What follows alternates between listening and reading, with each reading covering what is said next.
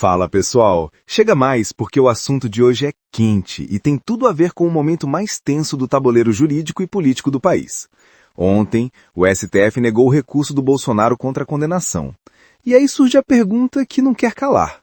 Ainda existe uma cartada final?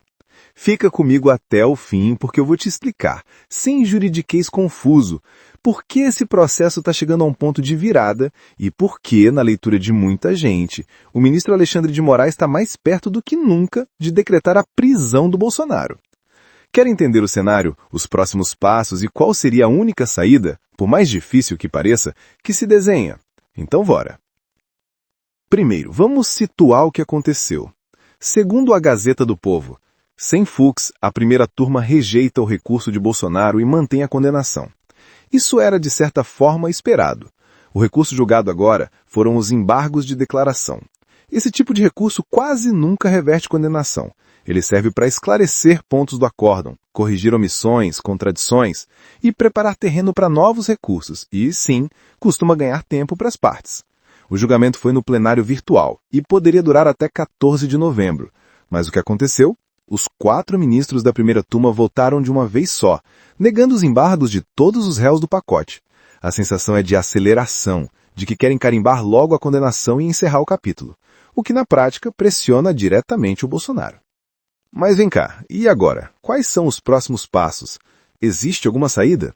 Antes de entrar nisso, já deixa aquele like, se inscreve no canal e ativa o sininho. Isso ajuda a levar essa conversa para mais gente, a ampliar a análise e, claro, a fazer essa discussão chegar onde precisa chegar.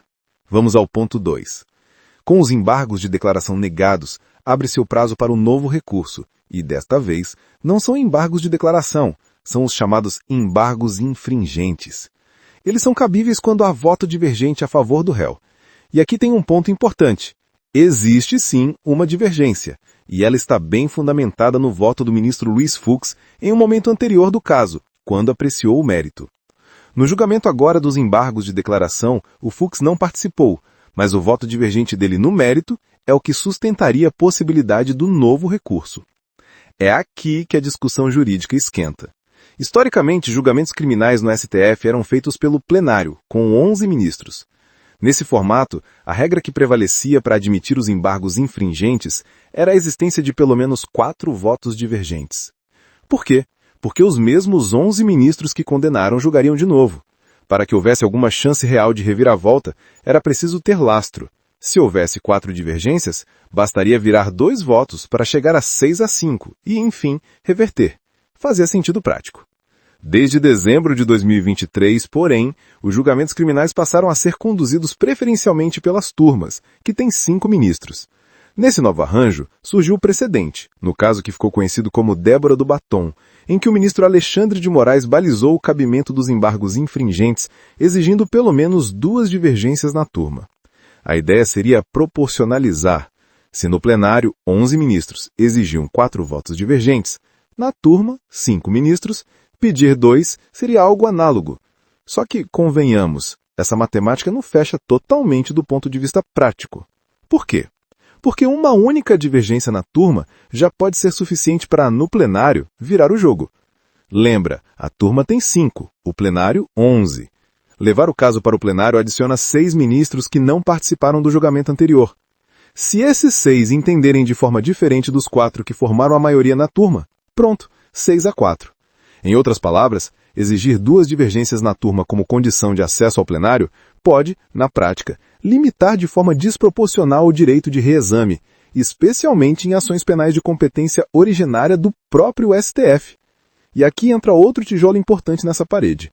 A Constituição Brasileira e o Pacto de San José da Costa Rica, Convenção Americana de Direitos Humanos, do qual o Brasil é signatário, asseguram o direito ao duplo grau de jurisdição em matéria penal, ou seja, o direito de ter a condenação revista por outro órgão julgador. Ah, mas quem é julgado diretamente no STF não tem tribunal acima. Verdade. Justamente por isso, o que se entende como mínimo razoável é que o plenário do STF, composto por 11 ministros, funcione como esse grau de revisão quando a condenação ocorre na turma. E para que esse duplo grau seja real, bastaria haver uma divergência na turma, para que os embargos infringentes fossem admitidos e levados ao plenário. É esse o coração do debate.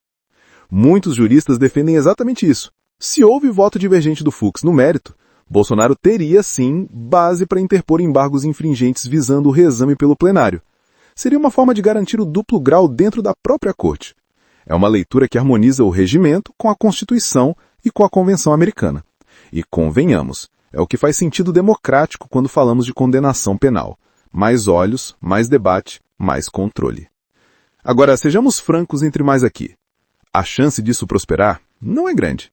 O ambiente na primeira turma é visivelmente hostil ao Bolsonaro, e a celeridade com que os recursos recentes foram rejeitados indica um caminho de fechamento rápido. O que muita gente percebe é uma força concentrada para concluir logo essa etapa e partir para a execução de consequências mais duras. Alguns falam abertamente na possibilidade de prisão. Eu diria, é um risco real, especialmente se houver trânsito em julgado de pontos centrais, ou se buscar uma prisão preventiva sob o argumento de garantia da ordem pública, da instrução ou da aplicação da lei penal. Não é inevitável, mas está no radar. Tá, mas o que pode acontecer na prática? Vamos destrinchar os possíveis cenários. Interposição de embargos infringentes com base na divergência do Fux, pedindo que o caso seja levado ao plenário. Aqui, a primeira batalha é o próprio cabimento, se a turma vai ou não admitir o recurso. Caso a turma não admita, a defesa pode articular habeas corpus ou outros incidentes para tentar forçar o exame no plenário ou assegurar medidas cautelares que impeçam efeitos imediatos da condenação. Paralelamente, pode haver pedidos cautelares para evitar prisão até que o plenário se manifeste. Em última instância, se o entendimento interno do STF se fechar contra o duplo grau efetivo, há quem fale em provocar o sistema interamericano, Comissão Interamericana de Direitos Humanos. Isso é longo, complexo e não impede medidas internas de curto prazo, mas entra no baralho. E o cronograma? Não dá para cravar datas sem um andamento oficial, mas o que a gente viu até agora foi um ritmo acelerado. Se o padrão continuar, a janela para os próximos recursos é curta, e a resposta da turma pode vir rápido. É por isso que este momento é tão sensível. A cada negativa, diminui o espaço de manobra processual e cresce a pressão por um desfecho. Mas por que tanta discussão em cima de um detalhe processual? Porque detalhe processual em processo penal é garantia fundamental. O duplo grau não é firula acadêmica, é pilar de justiça criminal moderna. Se a pessoa é condenada por um colegiado de 5 ministros, faz sentido que 11 ministros possam reavaliar, ainda mais quando já existe um voto técnico divergente apontando fragilidades. Cortar esse caminho com uma regra de proporcionalidade mecânica, 2 votos divergentes na turma, pode, na prática, transformar uma condenação originária numa espécie de sentença sem reexame real. É aqui que o debate deixa de ser pró ou anti-Bolsonaro e passa a ser pró ou anti-garantias. Hoje é com um réu específico, amanhã pode ser com qualquer um. E o Moraes? O que dá para dizer, olhando os movimentos, é que a estratégia processual majoritária ali parece ser conclusiva. A turma tem atuado de modo coeso em casos sensíveis, e quando isso acontece, o espaço para recursos efetivos se estreita. A divergência do Fux, por sua vez, é uma luz jurídica no fim do túnel. Não resolve sozinha, mas fundamenta a insistência no duplo grau. É nisso que a defesa deve apostar. Você deve estar se perguntando, então a tal última cartada existe? Existe, mas é difícil. Chama-se embargos infringentes com porta aberta para o plenário. Sem isso, a estrada encurta, dramaticamente. Com isso, ao menos há debate com 11 ministros, e a chance, ainda que remota, de reverter ou modular. Repare, não é só sobre ganhar ou perder, é sobre reconhecer que em condenação penal, o reexame por um órgão mais amplo é uma salvaguarda mínima. O que eu recomendo a você que está acompanhando essa novela? Fique atento a 3 sinais.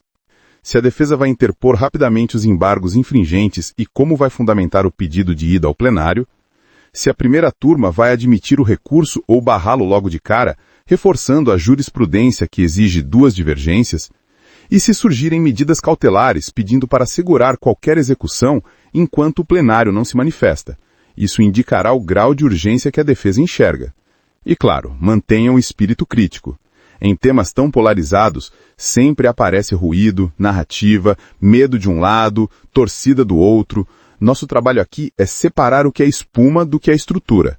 embargos de declaração negados, embargos infringentes no horizonte, divergência de fluxo como base, polêmica do cabimento na turma versus plenário e o direito ao duplo grau como fundamento maior.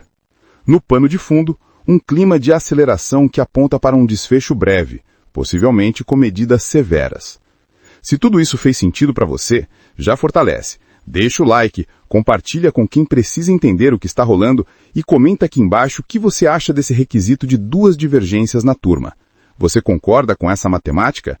Acha que uma divergência já deveria bastar para acionar o plenário e garantir o duplo grau? Quero muito saber sua opinião. Seguimos juntos com serenidade e firmeza, acompanhando cada passo. Enquanto houver caminho jurídico, a gente explica. Enquanto houver dúvida, a gente esclarece. E se vierem as decisões duras, você vai estar um passo à frente, entendendo o porquê, o como e o que pode acontecer depois. Até a próxima e fica ligado porque esse caso está se movendo rápido.